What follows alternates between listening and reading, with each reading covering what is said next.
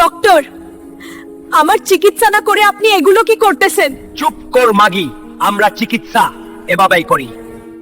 হাসপাতাল নাকি মরণখানা, যেখানে চিকিৎসার নামে নারীদের সম্ভ্রম লুটে নেয় খোদ ডাক্তাররাই।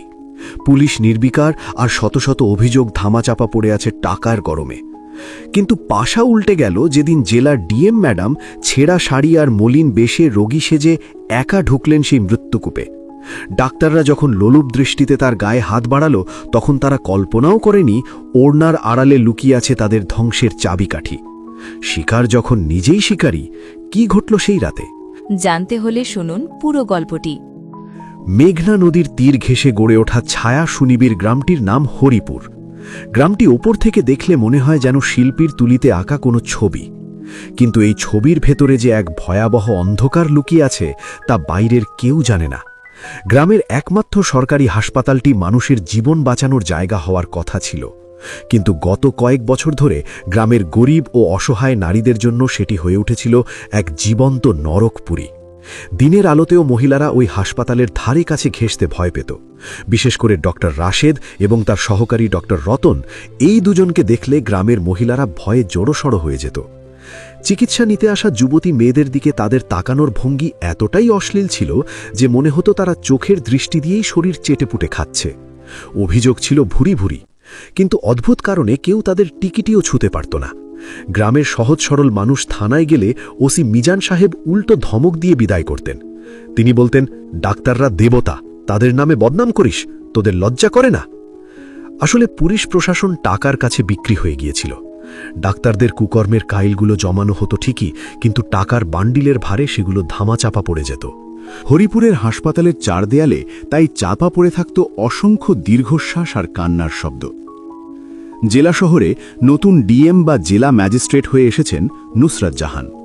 অসম্ভব সুন্দরী, বুদ্ধিমতী এবং কড়া মেজাজের অফিসার তিনি। অন্যায়ের সাথে আপোষ করা তার রক্তে নেই। একদিন বিকেলে তিনি থানার রেকর্ড রুমে একটি জরুরি পুরনো মামলার রেফারেন্স খুঁজছিলেন। ওসি মিজান তখন থানায় ছিলেন না, লাঞ্চ ব্রেকে গিয়েছিলেন। নুসরাত নিজেই ফাইলের তাকে হাত দিচ্ছিলেন। হঠাৎ তার নজর গেল একেবারে নিচের তাকে রাখা ধুলোমাখা লাল ফিতে দিয়ে বাঁধা কতগুলো মোটা ফাইলের দিকে।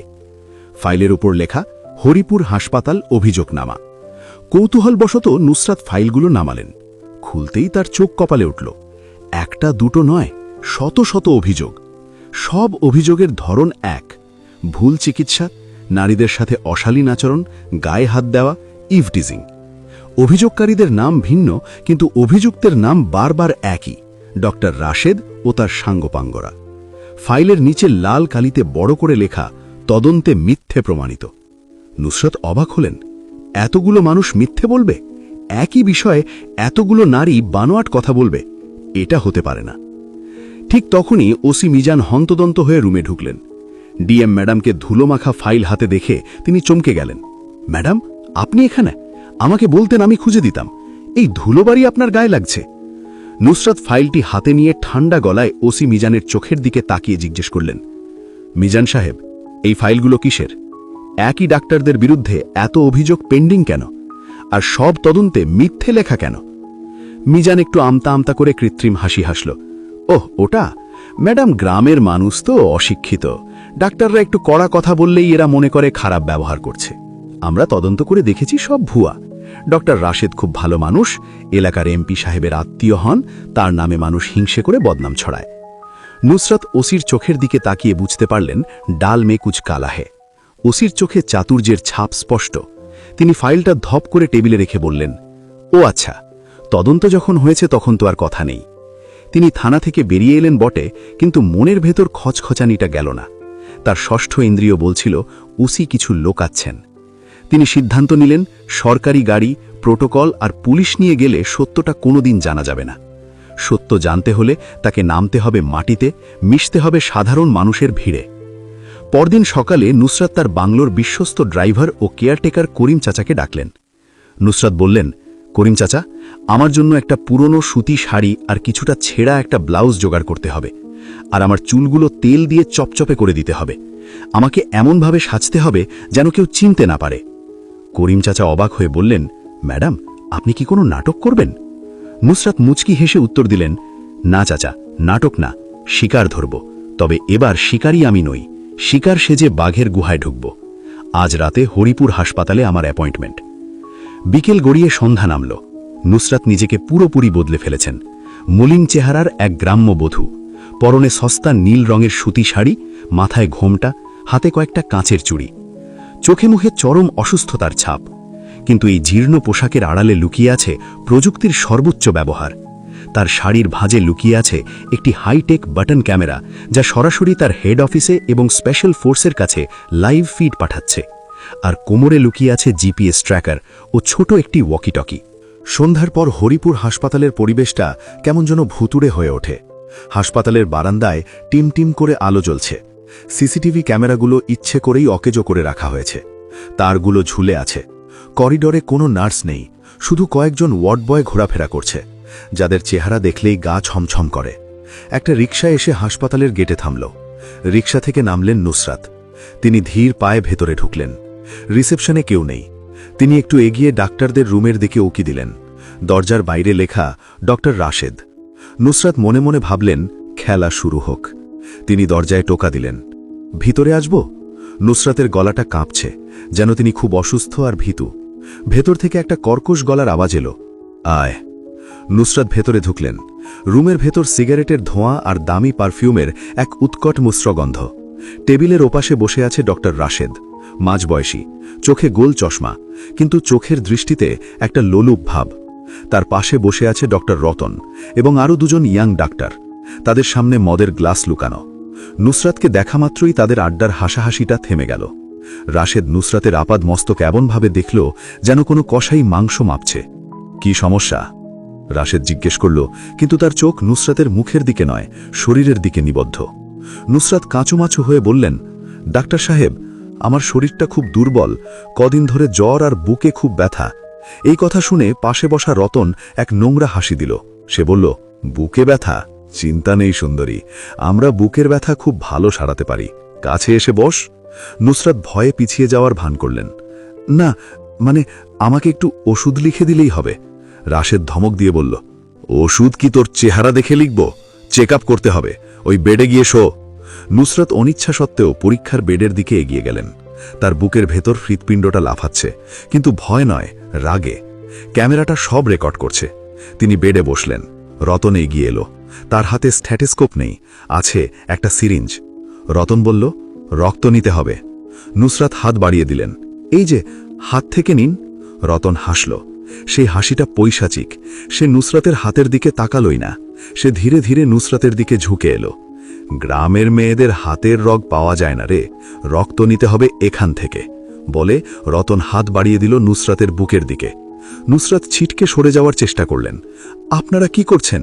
বুকে কেন রক্ত নেবেন? বুকে তো রক্ত নেয় না। রাশেদ চেয়ার ছেড়ে উঠে এলো। তার সাঙ্গপাঙ্গরা নুসরাতকে ঘিরে ফেলল। তাদের চোখে তখন কামনার আগুন। রাশেদ বলল, চুপ কর মাগি, যা বলছি তাই কর। আমরা ডাক্তার, আমরা যা বলবো সেটাই চিকিৎসা। বেশি কথা বললে একদম শেষ করে ফেলব। নুসরাতকে কুণ্ঠাসা করে ফেলা হলো। রতন তার নোংরা হাতটা নুসরাতের গায়ের ওপর রাখল।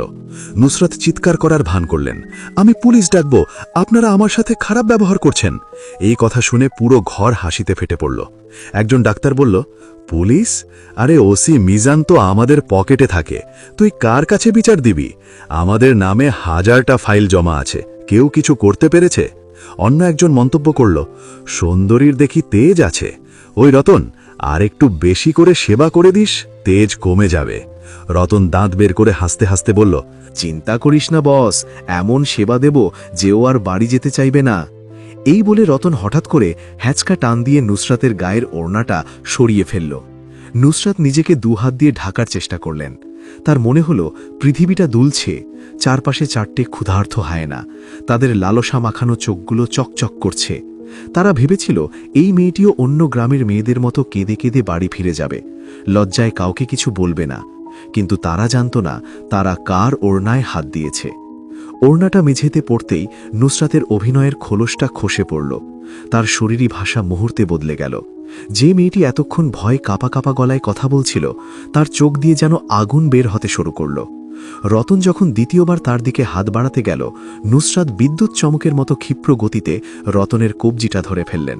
রতন অবাক হয়ে গেল, এত শক্তি একটা অসুস্থ মেয়ের গায়ে। হাতটা সরিয়ে নে জানোয়ার। নুসরাতের কণ্ঠস্বর যেন বাজ পড়ার মতো শোনাল। রতন হতভম্ব হয়ে বলল, কি বললি? নুসরাত এক ঝটকায় রতনের হাতটা মুচড়ে ধরলেন। আহ করে চিৎকার দিয়ে রতন হাঁটু গেড়ে বসে পড়ল। রাশেদ ধমক দিয়ে উঠল, এই মেয়ে, তোর এত সাহস, ধর ওটাকে। বাকি তিনজন ডাক্তার এগিয়ে আসতেই নুসরাত তার শাড়ির কোমরে গোজা ছোট ওয়াকিটকিটা বের করলেন। শুধু একটি শব্দ বললেন, নাও। মুহূর্তের মধ্যে হাসপাতালের বাইরে সাইরেনের বিকট শব্দ শোনা গেল। জানালার কাঁচ ঝনঝন করে উঠল। কিছু বুঝে ওঠার আগেই দরজার লক ভেঙে ভেতরে ঢুকল কালো পোশাক পরা স্পেশাল ফোর্সের 10 জন সদস্য। তাদের হাতে loaded automatic rifle. Hands up, নড়লে গুলি চলবে। কমান্ডো লিডারের হুঙ্কারে ডাক্তারদের নেশা আর কাম ভাব মুহূর্তে উবে গেল। ডক্টর রাশেদ তোতলামি শুরু করল, এসব কি হচ্ছে?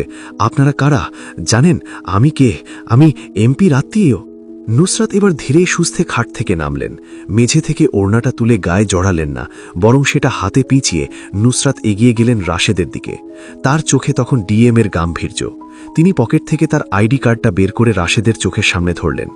আমি এই জেলার নতুন ডিএম নুসরাত জাহান, আর তোদের এই সেবার লাইভ ভিডিও এখন ডিসি অফিস, এসপি অফিস আর স্বরাষ্ট্র মন্ত্রণালয়ে চলে গেছে। রাশেদের পা কাঁপতে শুরু করল। সে ধপ করে ফ্লোরে বসে পড়ল। ম্যাডাম, ভুল হয়ে গেছে, মাফ করে দিন, আমরা বুঝতে পারিনি। নুসরাত নিচু হয়ে রাশেদের কলার ধরে টেনে দাঁড় করালেন। তারপর সপাটে এক চড় বসালেন তার গালে। চড়ের শব্দে পুরো ঘরটা কেঁপে উঠল।